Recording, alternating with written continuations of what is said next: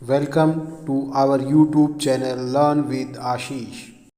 नमस्कार प्रिय विद्यार्थियों, हम डिसोल्यूशन ऑफ पार्टनरशिप फॉर्म को डिस्कस कर रहे थे।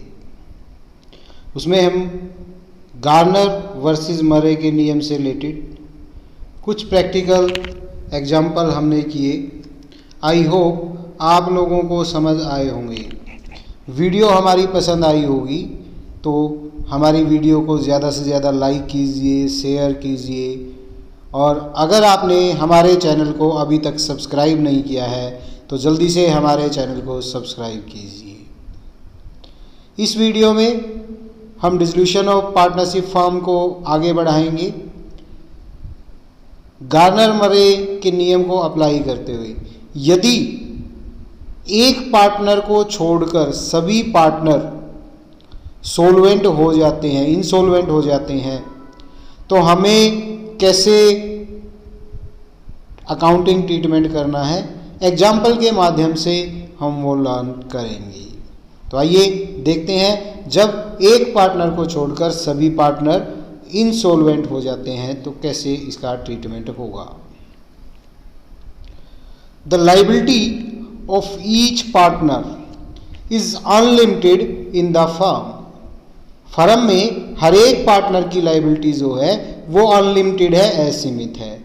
Therefore the deficiency of all the insolvent partner is borne by the single solvent partner. जो सिंगल सोल्वेंट पार्टनर बच गया उसके द्वारा बियर की जाएगी, उसके द्वारा सहन की जाएगी। Thus, the debit balance of insolvent partners' capital account are transferred to the capital account of सोल्वेंट partner. सोल्वेंट partner के कैपिटल अकाउंट में उसको ट्रांसफर कर दिया जाएगा। तो देखते हैं कैसे हम इसको एग्जांपल से करेंगे। राम, कृष्ण और गोपाल 1/2, 1/3 एंड 1/6। इसको सोल्व करोगे तो रेशियो आएगी राम, कृष्ण और गोपाल की 3:1।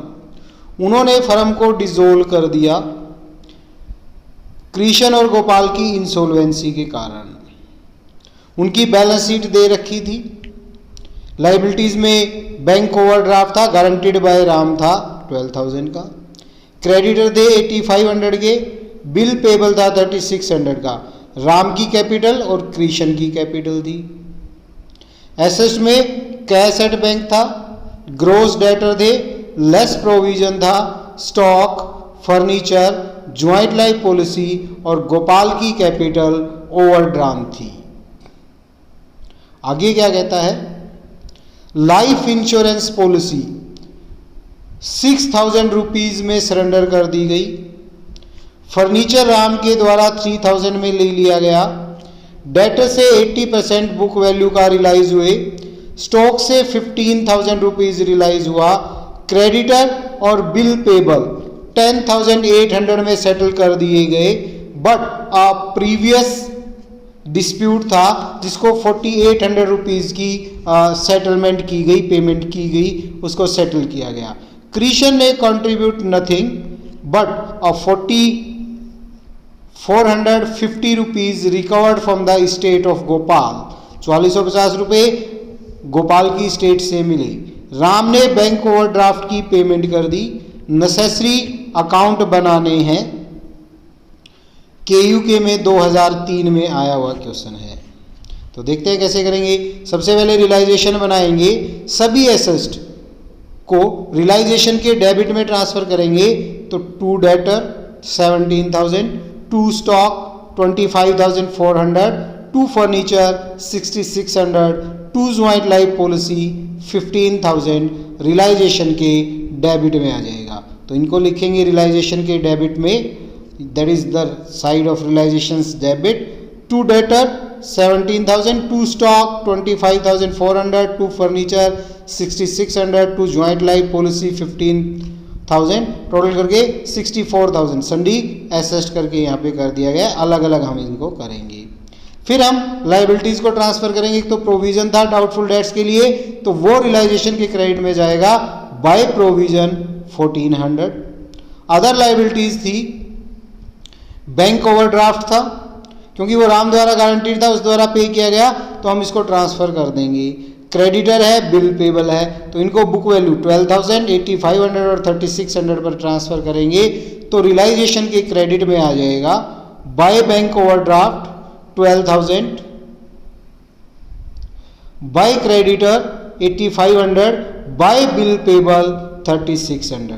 फिर हमने एसेट को सेल किया, एसेट को सेल करने से वो कहता है लाइफ इंश्योरेंस पॉलिसी से 6,000 आई, तो हम क्या लिखेंगे, by cash to realization life insurance policy 6,000। फिर कहता है राम ने 3,000 का फर्नीचर ले लिया, तो राम का कैपिटल अकाउंट डेबिट हो जाएगा by Ram capital account furniture taken 3,000 से रियलाइजेशन क्रेडिट हो जाएगा। उसके बाद फिर कहता है डेटर से 80% रियलाइज हुए, डेटर थे 17,000 के, उसका 80% 3,400 कम हो गया तो 14,600 हमें रिसीव 13,600 रिसीव हुए बाय कैश, डेटर से 13,600, स्टॉक से कहता है 15,000 रुपये मिले तो रियलाइजेशन के क्रेडिट में बाय कैश स्टॉक से 15,000 आ जाएंगी। तो टोटल जोड़ेंगे 6,000 लाइफ पॉलिसी से, 13,600 डेटर से, 15,000 स्टॉक से, 34,600 रियलाइजेशन के क्रेडिट में आ जाएंगे बाय सेल ऑफ एसेट। अब हम लाइबिलिटीज़ की पेमेंट करेंगे, तो लाइबिलिटीज़ में बताता है क्रेडिटर और बिल पेबल दोनों को हमने ज्वाइंटली 10,800 पे किया और एक 4,800 की डिस्प्यूट था उसकी पेमेंट करनी पड़ी, तो क्या हो जाएगा, रियलाइजेशन के डेबिट में टू कैश अकाउंट क्रेडिटर और बीपी, टू कैश अकाउंट जो लाइबिलिटी थी डिस्प्यूट की वो पे करनी पड़ी, राम ने बैंक ओवरड्राफ्ट को पे कर दिया तो राम का कैपिटल अकाउंट क्रेडिट हो जाएगा, realization debit to Ram capital account bank overdraft taken 12,000। अब हम देखेंगे रियलाइजेशन की डेबिट साइड ज़्यादा है या क्रेडिट साइड ज़्यादा है, तो डेबिट साइड का टोटल आ रहा है 91,600, क्रेडिट का है 63,100, तो लॉस हो गया 28,500 का, वो पार्टनर्स में उनकी रेशियो 3:1 में डिस्ट्रीब्यूट हो जाएगा, Ram capital account, Krishna capital account, Gopal capital account debit हो जाएंगे, राम कैपिटल अकाउंट 14,250 से, कृष्ण कैपिटल अकाउंट 9,500 से और गोपाल 4,750 से डेबिट हो जाएगा। उसके बाद पार्टनर्स के कैपिटल अकाउंट बनाएंगे, तो पार्टनर के कैपिटल अकाउंट में सबसे पहले उनके कैपिटल का बैलेंस लिखेंगे, राम और कृष्ण का क्रेडिट था तो आ जाएगा बाय बैलेंस बीडी, उनके क्रेडिट में राम का 50,000, कृष्ण का 4,000। गोपाल का डेबिट था तो गोपाल के डेबिट में आ जाएगा टू बैलेंस बीडी 13,700। राम ने बैंक ओवरड्राफ्ट पे किया था तो वो राम के क्रेडिट में आ जाएगा by realization account bank overdraft 12,000। Ram ने फर्नीचर लिया था वो उसके डेबिट में आ जाएगा to realization account furniture taken 3,000। फिर रियलाइजेशन का लॉस लिखेंगे, राम कृष्ण और गोपाल के डेबिट में टू रियलाइजेशन अकाउंट लॉस 14,250 से राम, 9,500 से कृष्ण और 4,750 से गोपाल डेबिट। अब उसने गार्नर मर्रे के नियम के बारे में स्पष्ट नहीं कहा तो हम रियलाइजेशन के लॉस को कैश में नहीं लेके आएंगे। अब उनका हिसाब किताब करेंगे, कृष्ण का 9,500 डेबिट बैलेंस है जबकि क्रेडिट है 4,000, तो 5,500 उसका डेबिट रह गया, उससे कुछ नहीं मिलना, तो सारा का सारा राम बियर करेगा क्योंकि गोपाल का भी ऑलरेडी इंसॉल्वेंट हो चुका है, तो बाय राम कैपिटल अकाउंट आ जाएगा 5,500 और to Krishna capital account deficiency से राम 5,500 से डेबिट हो जाएगा। अब गोपाल 18,450 से डेबिट है, उसे केवल बता रहा है कि 4,450 रुपीज रिसीव हुए, कृष्ण से कुछ नहीं मिला, जबकि गोपाल से 4,450 रिसीव हुए, तो 4,450 उससे ले लेंगे, बाकी लॉस हो गया, तो बाय कैश गोपाल 4,450, 14,000 का लॉस हो गया, तो बाय राम कैपिटल अकाउंट उसको क्रेडिट कर देंगे, गोपाल को 14,000, गोपाल राम डेबिट हो जाएगा टू गोपाल कैपिटल अकाउंट 14,000। तो बाकी राम का बैलेंस बच गया। राम का क्रेडिट है 62,000, डेबिट 3,000 प्लस 14,250 प्लस 5,500 प्लस 14,000। तो उसके पेमेंट हमें करनी रहती है 25,250। वो फाइनल पेमेंट राम को कर देंगे to cash account. Ram capital account debit हो जाएगा 25,250। अब हम कैश अकाउंट बनाएंगे। कैश में सबसे पहले बैलेंस है कैश का, वो लिखेंगे टू बैलेंस BD 18,000। फिर सेल ऑफ एसेट्स से आया टू रियलाइजेशन अकाउंट 34,600। क्रेडिटर और बिल पेबल की पेमेंट की बाय रियलाइजेशन अकाउंट, कैश के क्रेडिट में आ जाएगा 10,800। डिस्प्यूट की लाइबिलिटी 4,800 की, वो पे करनी पड़ी by realization account, liability paid 4,800। Gopal से 4,450 रिसीव हुए, कैश के डेबिट में आ जाएंगे टू गोपाल अकाउंट, रिकवरी 4,450। फिर फाइनल पेमेंट की राम को बाय राम कैपिटल अकाउंट 25,250। तो इस प्रकार से कैश अकाउंट हमारा क्लोज हो जाएगा, सभी अकाउंट क्लोज हो जाएंगे। तो इस प्रकार से जब एक पार्टनर को छोड़कर सभी पार्टनर इंसॉल्वेंट हो जाते हैं तो उनकी इंसॉल्वेंसी से उनकी कैपिटल की जो डेफिशिएंसी है, जो सॉल्वेंट पार्टनर है वो सारी लायबिलिटी, सारी डेफिशिएंसी को बियर करेगा।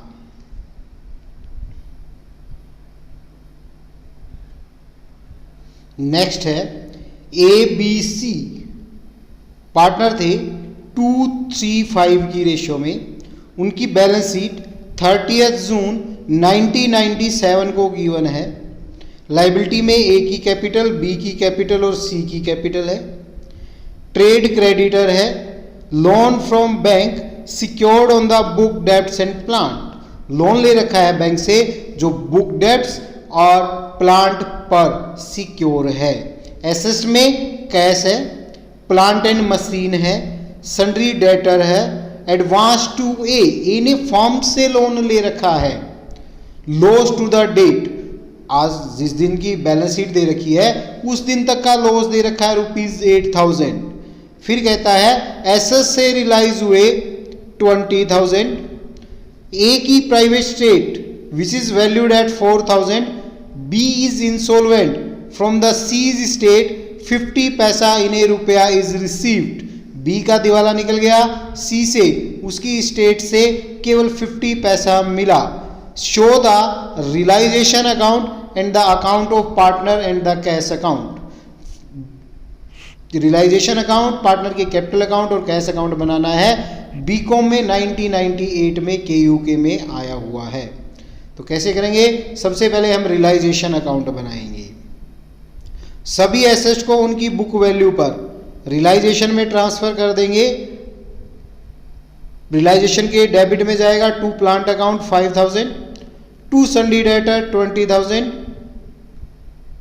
दो ही एसेट्स हैं तो क्या हो जाएगा रियलाइजेशन के डेबिट में टू प्लांट अकाउंट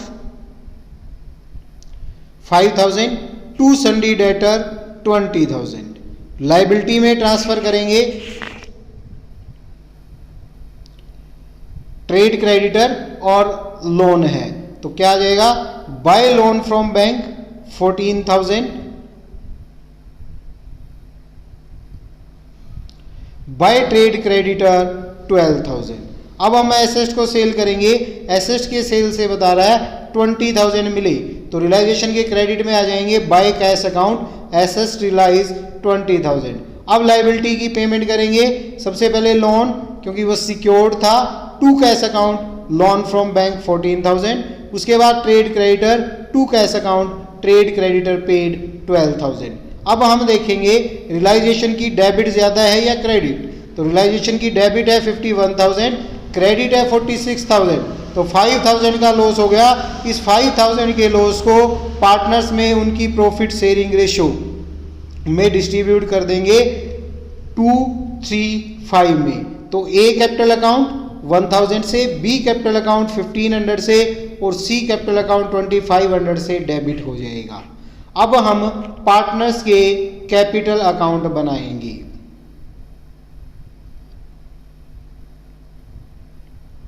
तो कैपिटल अकाउंट में सबसे पहले लोन का है ए का, तो लोन अकाउंट बनाएंगे, advance to loan as account.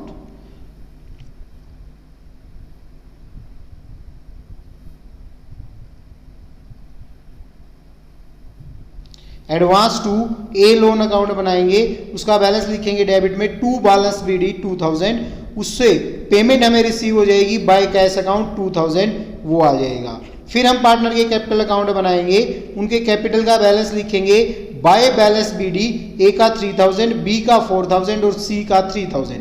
अब लॉस टू द डेट दे रखा है बैलेंस शीट में, उसको पार्टनर्स के कैपिटल अकाउंट में ट्रांसफर करेंगे, तो A capital account, B capital account, C capital account debit हो जाएगा।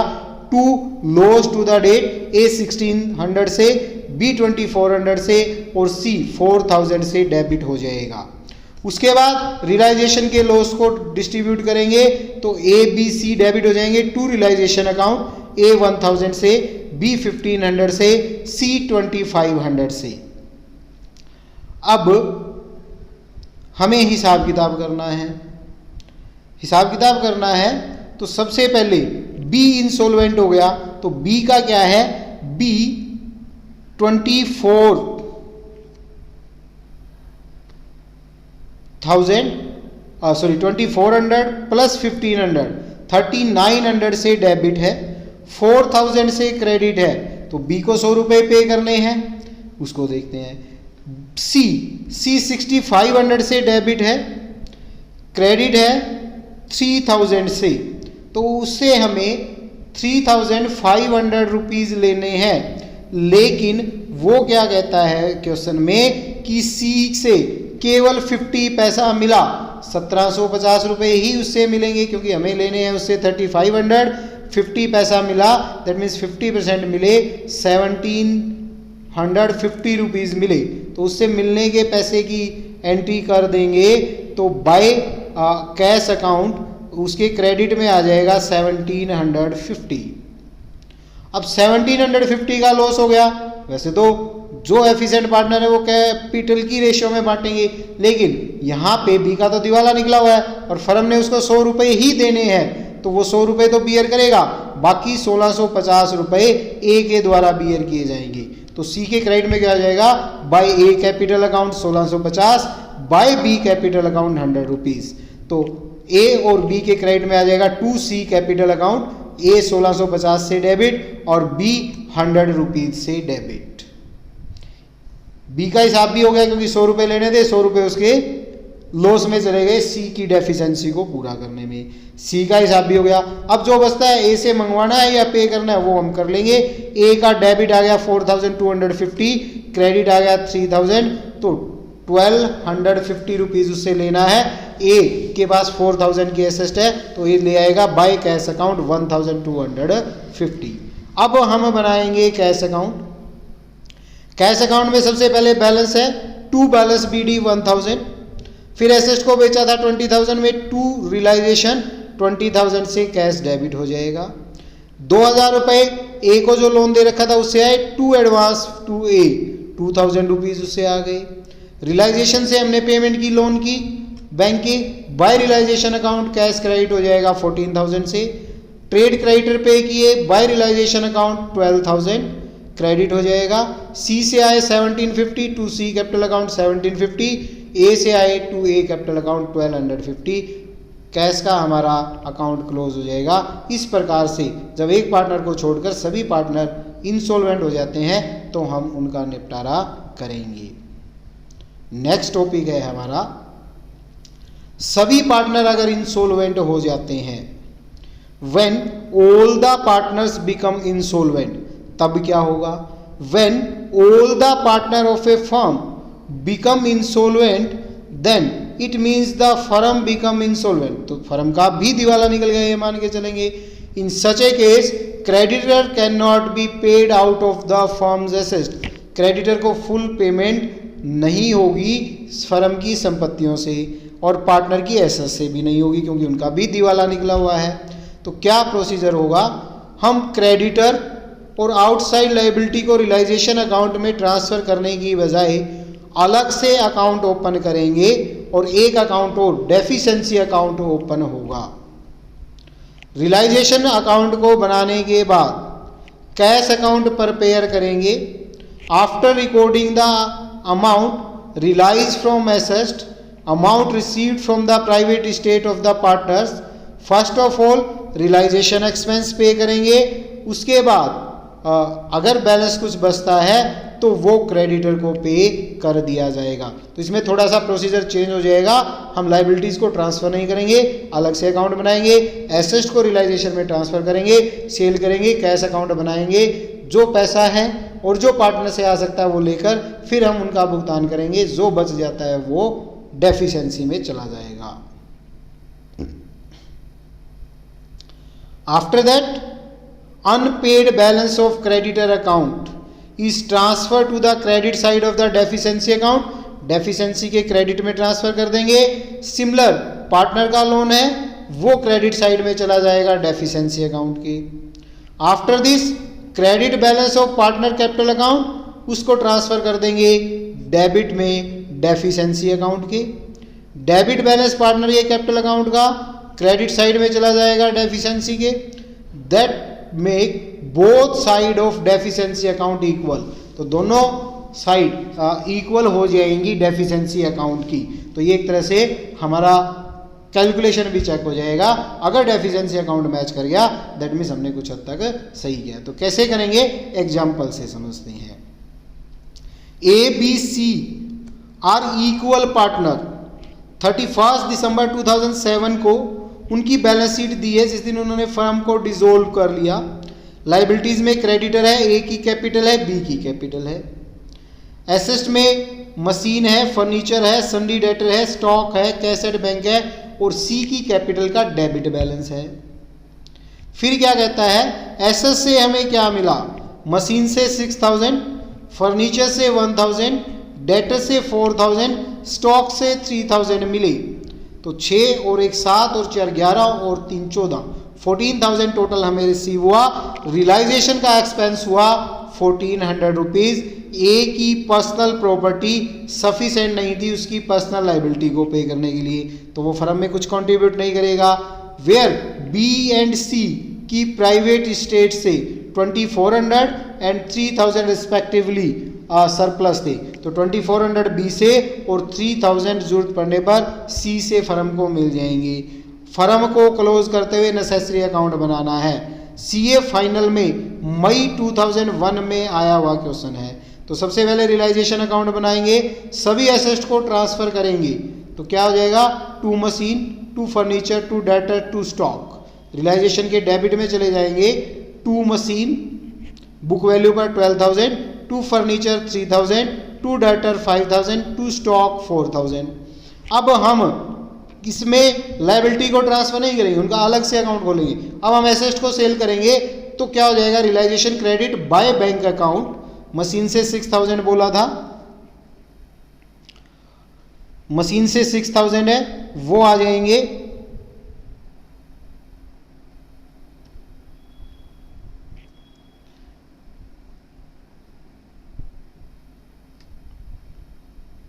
मशीन से 6,000 है वो आ जाएंगे। फर्नीचर से 1,000, डेटर से 4,000, स्टॉक से 3,000, तो टोटल 14,000 हमें रिसीव हो जाएंगे। उसके बाद हम रियलाइजेशन एक्सपेंस को पे करेंगे टू बैंक अकाउंट। रियलाइजेशन के डेबिट में चला जाएगा 1,400 रुपीज़। अब हम रियलाइजेशन के डेबिट और क्रेडिट का मिलान करेंगे, तो डेबिट है हमारा 5,400, क्रेडिट है 14,000, तो 11,400 का लॉस हो गया। वो पार्टनर के कैपिटल अकाउंट के डेबिट में चला जाएगा to A capital, by A capital account, by B capital account, by C capital account. उनकी प्रॉफिट शेयरिंग रेशियो जो कि इक्वल थी 3,800 से ए, 3,800 से बी, 3,800 से सी डेबिट हो जाएगा। अब पार्टनर के कैपिटल अकाउंट बनाएंगे, तो उनके कैपिटल का बैलेंस लिखेंगे। ए और बी का क्रेडिट था, by balance B D, A 4,000, B 3,000। C का डेबिट था, to balance B D, C के डेबिट में आ जाएगा। अब रियलाइजेशन के लॉस को लिखेंगे, टू रियलाइजेशन ए 3,800 से, बी 3,800 से, सी 3,800 से डेबिट हो जाएगा। अब उनसे हमें क्या मिल सकता है, ए से कुछ नहीं मिल सकता बताया क्वेश्चन में, बी से 2400 और सी से 3000, तो बाय बैंक अकाउंट बी से 2400, सी से 3000 हमें रिसीव कर लिया। बैंक में क्या हो जाएगा, 2800 बैलेंस था वो लिखेंगे, रियलाइजेशन से आया था 14,000 वो लिखेंगे, रियलाइजेशन के एक्सपेंस की पेमेंट की थी 1400 वो क्रेडिट में लिखेंगे बैंक अकाउंट की, बी से 2400 आए थे वो लिखेंगे, सी से 3000 आए थे वो कैश के बैंक के डेबिट में लिखेंगे। अब हमें क्रेडिटर का अकाउंट और बनाना है, तो क्रेडिटर का बैलेंस लिखेंगे, बाय बैलेंस बीडी 32,000 था, लेकिन हमारे पास देने के लिए क्या बचा, टोटल करेंगे कैश बैंक के डेबिट का तो 22,200 है, 1400 हमने रियलाइजेशन एक्सपेंस पे कर दिए हैं, तो 20,800 है हमारे पास क्रेडिटर को देने के लिए, वो पे कर देंगे बाय क्रेडिटर अकाउंट 20,800। तो क्रेडिटर के डेबिट में आ जाएगा टू बैंक अकाउंट 20,800, बैलेंस जो बचेगा क्रेडिटर का वो डेफिशिएंसी अकाउंट में चला जाएगा, to deficiency account 11,200। Deficiency account बनाएंगे तो क्रेडिट में आ जाएगा बाय क्रेडिटर 11,200। अब कैपिटल में देखेंगे क्या है, कैपिटल में ए का 200 क्रेडिट है तो 200 डेफिशिएंसी के क्रेडिट में चला जाएगा, बी का 1600 क्रेडिट है तो वो डेफिशिएंसी के क्रेडिट में चला जाएगा, सी का 13,000 डेबिट है वो डेफिशिएंसी के डेबिट में चला जाएगा, तो डेफिशिएंसी के डेबिट में जाएगा सी कैपिटल अकाउंट, क्रेडिट हो गए 13,000, क्रेडिटर चले गए थे by A capital account 200, by B capital account 1600, deficiency का टोटल करेंगे दोनों साइड का 13,000 आ रहा है, दैट मीन्स हमारा क्वेश्चन सही है। क्या पता लगता है कि सी की कैपिटल की डेफिशिएंसी थी 13,000, अगर वो ले आता तो क्रेडिटर और ए बी को भुगतान हो जाता, लेकिन वो नहीं ला पाया और ए बी भी पैसा लाने में सक्षम नहीं थे, तो इसलिए डेटर्स को क्रेडिटर को 11,200 का, ए को 200 का और बी को 1600 का लॉस बियर करना पड़ा। तो इस प्रकार से हमने इस वीडियो में सीखा कि कैसे अगर एक पार्टनर को छोड़कर सभी पार्टनर दिवालिया हो जाते हैं तो उन पार्टनर्स की कैपिटल की डेफिशिएंसी को जो सोल्वेंट पार्टनर बच गया वो बियर करेगा। और दूसरा हमने सीखा कि सभी ही पार्टनर इंसोल्वेंट हो जाते हैं तो जो क्रेडिटर है या जो लायबिलिटी है आउटसाइड उनको हमें रियलाइजेशन में नहीं ट्रांसफ़र करना, अलग से अकाउंट में लेके जाना है, उनका अकाउंट ओपन रखना है।